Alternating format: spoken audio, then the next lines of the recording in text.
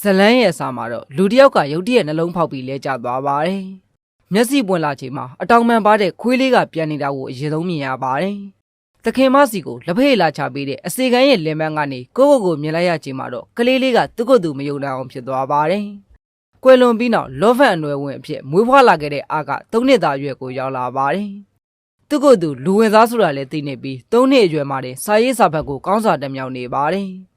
သူမွေးဖွားလာရာကဆမ်မာဖို့အင်ပါယာလို့ခေါ်ပါတယ်။လော့ဖန်အိမ်တော်ဟာလူဦးရေ1000ကျော်ရှိတဲ့လမ်းမမြေကိုအုပ်ချုပ်တဲ့အထက်တန်းစားအလားဖြစ်ပြီးအားကသခင်လေးဖြစ်ပါတယ်။အမှာအခြားသူရဲ့ပါရမီကိုအကဲဖြတ်နိုင်တဲ့ထူးခြားတဲ့အစွမ်းတစ်ခုရှိပါတယ်။စစ်သည်တွေလေ့ကျင့်နေတဲ့နေရာကို3နှစ်သားပဲရှိသေးတဲ့အားကအမြဲလာပြီးစောင့်ကြည့်နေတတ်ပါတယ်။ဓာရီမှာလွယ်လွယ်ချော်ချော်ဖြစ်နေတဲ့မီလီယက်ဆိုတဲ့စစ်သည်ကိုမြားစွမ်းရည်မှာအရေးချင်းရှိတာတည်သွားတာကြောင့်မြားပြစ်ကြည့်ဖို့ပြောပါတယ်။မီလီယက်ကယောက်ျားဆက်ဆံဓာချင်းပဲခေါ်ရတာသဘောကျကြောင်ပြောပေမဲ့သခင်လေးအားကစမ်းပြစ်ပြဖို့ပြောတာကြောင့်လက်ခံလိုက်ရပါတယ်။အဲ့ဒီနောက်မြားကိုစမ်းပြစ်ကြည့်ပြီးပြစ်မှတ်ကိုတက်ထိမှန်ခဲ့ပါတယ်။ဘေးကလူတွေကကံကောင်းလို့ထင်သွားတာကြောင့်မြားတွေထပ်ပစ်ခိုင်းပေမဲ့အချက်တိုင်းကပြစ်မှတ်ကိုတက်ထိမှန်တာကြောင့်အံ့ဩနေပါတယ်။သခင်လေးအကိုဘလို့ကြောင့်မြားပြစ်ပါရမီပါတာတည်သွားတာလဲမေးတော့သခင်လေးအကခံမှန်းကြည့်တာလို့ဖြေပါတယ်။အခြားသူတွေရဲ့ပါရမီကိုတော့မြင်နိုင်ပေမဲ့အကကိုတော့ပြန်စစ်လို့မရပါဘူး။ညဘက်မိသားစုညလာစာပွဲမှာဖခင်ဖြစ်သူမျိုးသားကြီးတွေပန်ကမီလီယက်ရဲ့မြားပြစ်စွမ်းရည်ကိုထုတ်ဖော်နိုင်ခဲ့တာကြောင့်ကြီးကျူးနေပါတယ်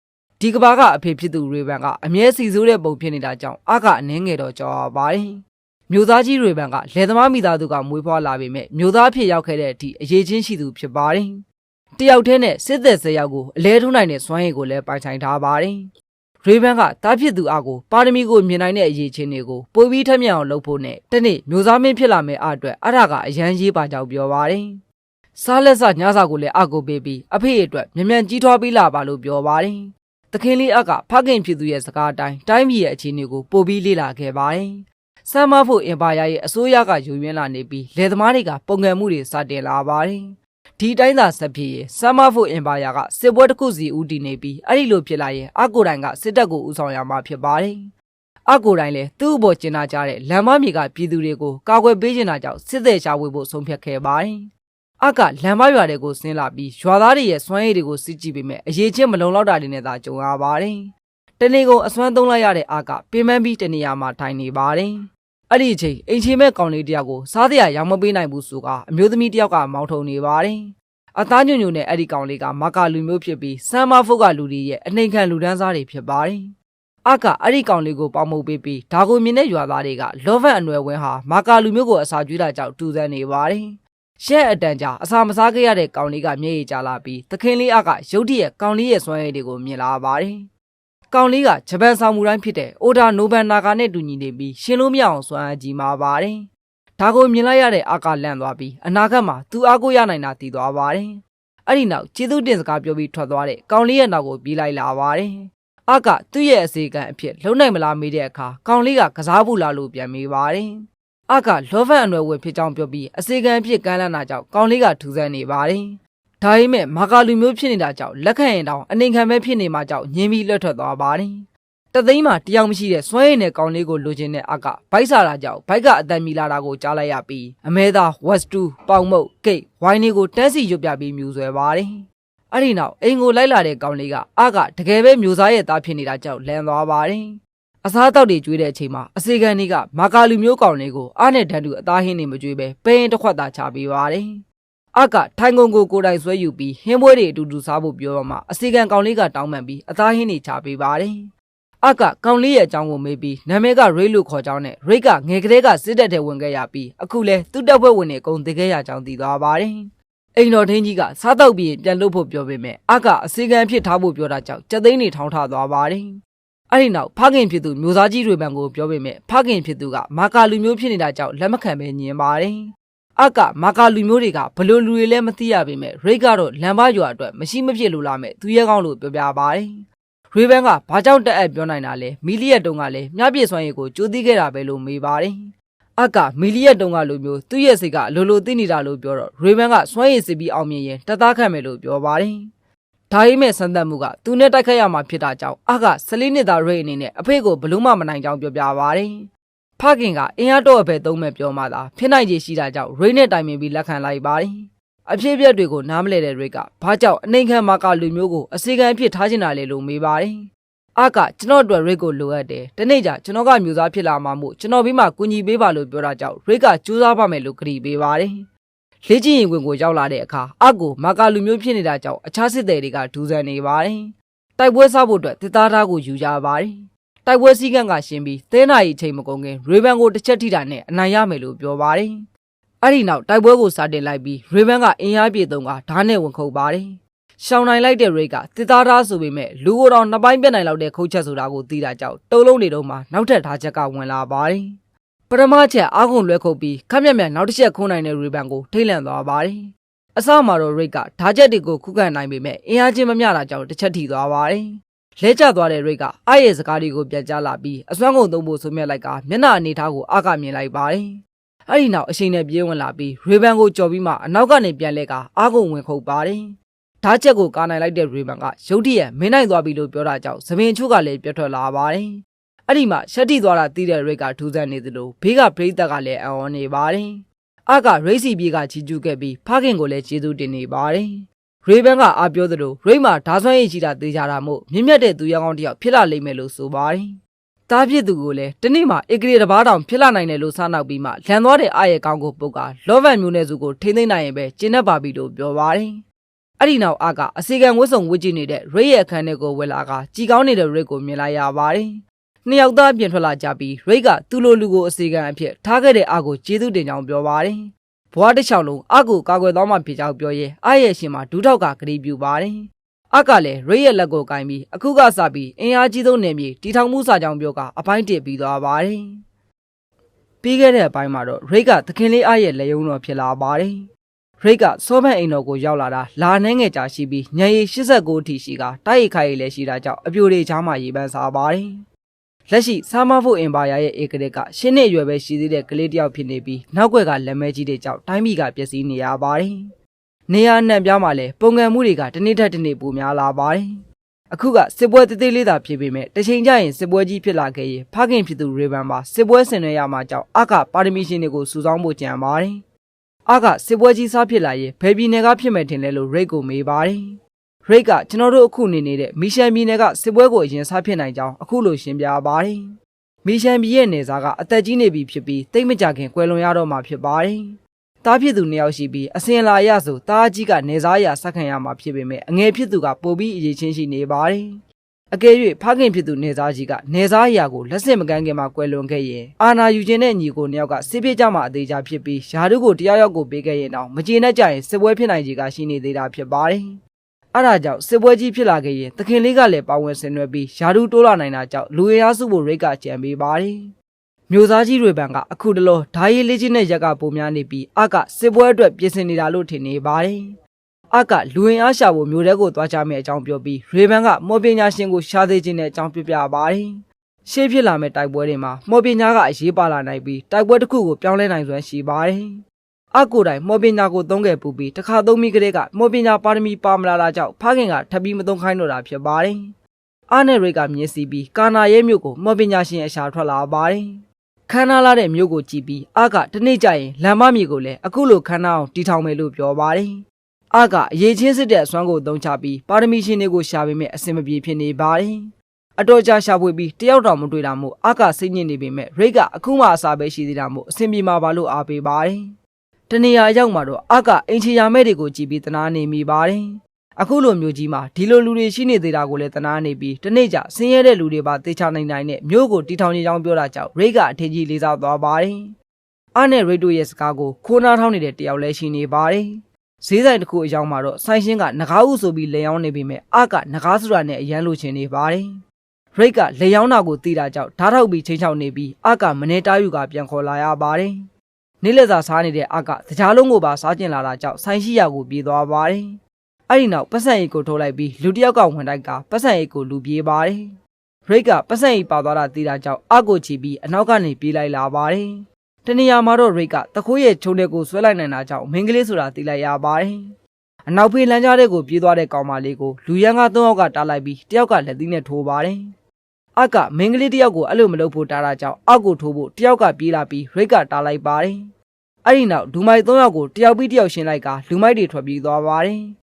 အကမင်းကလေးကိုအဆင်ပြေရလားမေးလိုက်ပြီးရုတ်တရက်မင်းကလေးရဲ့ပါရမီကိုမြင်လိုက်ရပါတယ်။မော်ပညာမှာအဆင့်မြင့်လို့ပြီးသူမတူအောင်စွမ်းအားကြီးမှသူဖြစ်တာကြောင့်သူစီမှာအစီကံအဖြစ်လုပ်ပေးနိုင်မလားလို့မေးပါတယ်။ရိတ်ကတခိုးတယောက်ကိုအစီကံထားမလို့လားပြောတာကြောင့်အကသူ့မှာမော်ပညာပါရမီအရန်အားကောင်းကြောင်းပြောပြီးသူ့လိုလူထပ်မရှိနိုင်တော့ဘူးလို့ဆိုပါတယ်။ကောင်မလေးကအလိုကလေးစီမှာအစီကံမလုပ်နိုင်ဘူးပြောတာကြောင့်အကပတ်စံရည်လူတာဆိုတော့ခက်ခဲနေတာမလားအစီကံအဖြစ်နေရင်လာစားလေရမယ်အစားနဲ့နေဖို့ပါမပူရကြောင်းကန့်လန့်ပါတယ်။မင်းကလေးကအထက်တန်းစားရဲ့လေတံပဲဘာလို့အမြဲတမ်းအထက်ကနေပဲအမိတ်ပေးတာလဲမင်းတို့ကိုကာကွယ်ဖို့အတွက်လာခိုင်းနေတာလားလို့ဆိုပါတယ်ရိတ်ကအာစီကလူယူသွားတဲ့ပတ်စံရင်ကိုပြန်တောင်းပြီးမင်းကလေးကပြန်ပေးပါတယ်အကခုနကလူရန်ကားတွေကဘသူလဲလို့မေးလိုက်ပြီးကျွန်းကုန်းတဲ့တွေဖြစ်ကြောင်းနဲ့သူကအလာလေးဆိုတော့ဈေးပွေရနိုင်ကြောင်းပြောပြီးအခုကထွက်ပြေးလာတာဖြစ်ကြောင်းမင်းကလေးကပြောပြပါတယ်အကထွက်ပြေးလာတာကိုဒီမြို့မှာဘာလို့ဆက်နေရသေးတာလဲမေးနေပြီးအဲ့ဒီအချိန်ကလေးလေးတွေကမင်းကလေးစီကိုပြေးလာပါတယ်ကောင်မလေးနာမည်ကချာလို့ဖြစ်ပြီးမိဘမဲ့ကလေးတွေကိုစောင့်ရှောက်နေသူဖြစ်ပါတယ်။အဲ့ဒါကြောင့်ဒီကလေးတွေကိုထားခဲ့ပြီးဒီမျိုးကနေတယောက်တည်းထွက်မသွားနိုင်ကြောင်းသိလိုက်ရတဲ့အကချာလို့ကိုပတ်စံရေးပြန်ပေးပြီးသူ့ရဲ့မျိုးကိုပြန်လာပါတယ်။ညဘက်မှာတော့အာတရဝန်ထမ်းလာမှာထိုင်ပြီးစိတ်ညစ်နေပါတယ်။ရိတ်ကသူကိုယ်တိုင်လဲချာလို့ရဲ့နေရာနေခဲ့ဘူးတာမို့အထက်တန်းစားတိုင်းကအောက်ခြေလူတန်းစားတွေကိုနှိမ်တယ်လို့ချာလို့ကထင်နေတာဖြစ်တဲ့အကြောင်းပြောပြပါတယ်။ဒါပေမဲ့အကဘသူနဲ့မှမတူပဲလူကောင်းတယောက်ဖြစ်ကြောင်းပြောနေတဲ့အချိန်ကလေးလေးတွေကချာလို့ရဲ့နာမည်ကိုအော်ခေါ်ပြီးအပြေးသွားနေတာကိုတွေ့လိုက်ရပါတယ်။အာတုကအောက်ကိုဆင်းလာပြီးဘာဖြစ်တာလဲမေးတဲ့အခါမနက်ကလူမိုက်တွေကချာလို့ကိုဖမ်းသွားတဲ့အကြောင်းသိလိုက်ရပါတယ်။ဒါကတော့အပိုင်းနေဖြစ်ပါတယ်။ချာလို့ဆိုတဲ့ကောင်မလေးကကာနာရဲမြို့မှာနေထိုင်သူဖြစ်ပါတယ်။မိဘနှစ်ပါးကွယ်လွန်ပြီးနောက်အိမ်ချရာမဲ့တယောက်အနေနဲ့ဘွားကိုရုံကန်ခဲ့ရပါတယ်။အစားတလို့အတွက်အပေခံရတာများလာတော့ချာလို့ကဘာလို့မွေးဖွားလာရတာလဲလို့အမြဲတွေးနေသူဖြစ်ပြီးအနာဂတ်အတွက်ရှိမှန်းချက်မရှိသူဖြစ်ပါတယ်။အခုလေကျုံကုန်တဲ့အဖွဲ့ရဲ့ဖန်တာကိုခံရပြီးချာလို့တယောက်နှိပ်စက်ခံနေရပါတယ်။ချာလို့မှာပါလာတဲ့ပတ်စံရီကိုလူမိုက်တယောက်ကယူလိုက်ပြီးချာလို့ကပြန်လူတာကြောင့်ခေါင်းကိုဖိထားလိုက်ပါတယ်။အဲ့ဒီအချိန်ရိတ်ကဝင်လာပြီးလူမိုက်တွေကိုတယောက်ပြီးတယောက်တိုက်ခိုက်ပါတယ်။တခင်လေးအကချာလို့စီကိုသွားပြီးသူမကိုလွတ်ပေးဖို့ကျုံကုန်တဲ့ကိုပြောပါတယ်။အကိုအထက်တန်းစားဆိုတာသိနေတဲ့ကျုံကုန်တဲ့ကဘာတွေပြောနေတာလဲသူကကျွန်းလေငါ့ရဲ့ရောင်ကိုမင်းတို့လိုအထက်တန်းစားတွေပဲသူတို့ကိုဝယ်နေကြတာလို့ပြောပါတယ်ချာလော့ကအကိုဝင်မပါဘူးပြောလိုက်ပြီးအကအသက်မဲ့နေတဲ့ချာလော့ရဲ့မျက်လုံးတွေကိုကြည့်ကမော်ပညာမှာအဆင့်မြင့်လုံးပေမဲ့အဖိနှိတ်ခံရတာတွေများလာပြီးရီမန်းချက်ကတစ်တာရှိတော့ကြောင်းသိလိုက်ရပါတယ်အကချာလော့ကအနာဂတ်ကိုအရှုံးပေးနေတာပဲလို့ဝမ်းနည်းစွာပြောပေမဲ့ကျုံကုန်တဲ့ကကျွန်းတယောက်မှာအနာဂတ်ရှိရလားဆိုကအော်ရီပါတယ်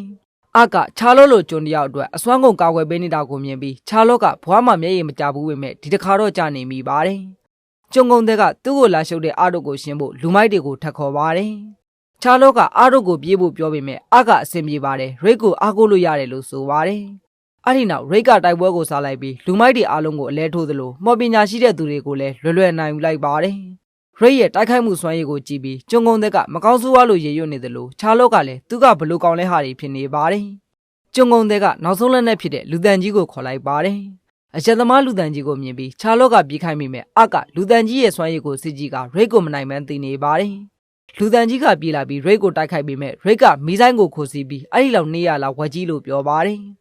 အဲ့ဒီနောက်ခြေထောက်နဲ့ပင်ကန်လိုက်ပြီးမေရုပ်ကိုပဲ့လက်သည့်တစ်ချက်ကျွေးကအဆုံးသတ်လိုက်ပါတယ်။ဒါကိုမြင်တဲ့ချာလော့ကဘလို့ကောင်းနေလဲဟာဆိုပြီးစိတ်ထဲကရေရွတ်နေမိပါတယ်။ကြောက်လန့်နေတဲ့ကျုံကုန်တဲ့ကိုအကချာလော့ကိုပတ်ဆက်နဲ့ဝဲမှဖြစ်ကြောင်းပြောပြပါတယ်။အဲ့ဒီမှာကျုံကုန်တဲ့ကလက်မခံချင်ပဲလက်ခံလိုက်ရပြီးအကကျေးဇူးတင်ကြောင်းဆိုကချာလော့ကိုပြန်ဖို့ခေါ်ပါတယ်။အဲ့ဒီနောက်တနေရာကိုထွက်လာကြပြီးအကမိုးလို့သေတော့မလို့တွေဖြစ်နေပါတယ်။တောင်ကုန်းတစ်ခုကိုရောက်လာတဲ့အခါခါနာရဲမြို့ကိုအပေါ်စီးကနေမြင်ရပြီးအကပါဇက်ဟောင်းသားဖြစ်နေပါတယ်။ချာလော့ကဒီနေရာကနေကြည့်ရင်မြို့ထဲမှာဖြစ်ခဲ့သမျှပြဿနာတွေကိုတိတိလေးလိုခံစားရကြောင်းနဲ့အနိုင်ခံတယောက်မို့ဒီနေရာလေးကိုသဘောကျမိကြောင်းဆိုပါတယ်။ချာလော့ကဘာလို့သူ့လိုလူကိုအစီကံထားချင်တာလဲမေးတော့အကကလေးတွေကိုချစ်လို့ဖြစ်ကြောင်းဆိုပါတယ်။သူကိုယ်တိုင်လည်းကလေးဖြစ်ပေမဲ့ကလေးတွေကိုချစ်လို့ဆိုတာကြောင့်ချာလော့ကကြောင်သွားပါတယ်။အကကလေးတွေကိုပြောအောင်ထားနိုင်မှမြို့ကိုလည်းပြီးပြည့်စုံအောင်လုပ်နိုင်မှဖြစ်ပြီးမျောလင့်ချက်တွေအနာဂတ်တွေနဲ့စေးနေနိုင်တဲ့မြို့ကိုတိဆောက်ဖို့ပြောပြီးမှစကကြီးစကကျယ်တွေပြောမိလို့တောင်းပန်နေပါတယ်။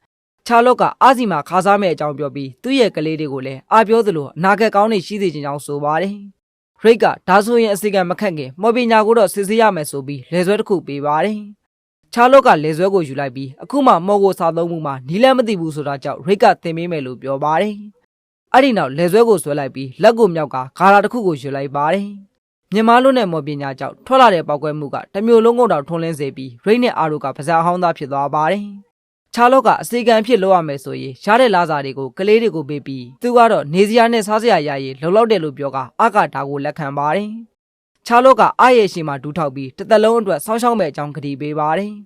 အဲ့ဒီနောက်ခြားလောကကလေးတွေကိုနှုတ်ဆက်ပြီးအားတို့နဲ့အတူတူထွက်လာပါတယ်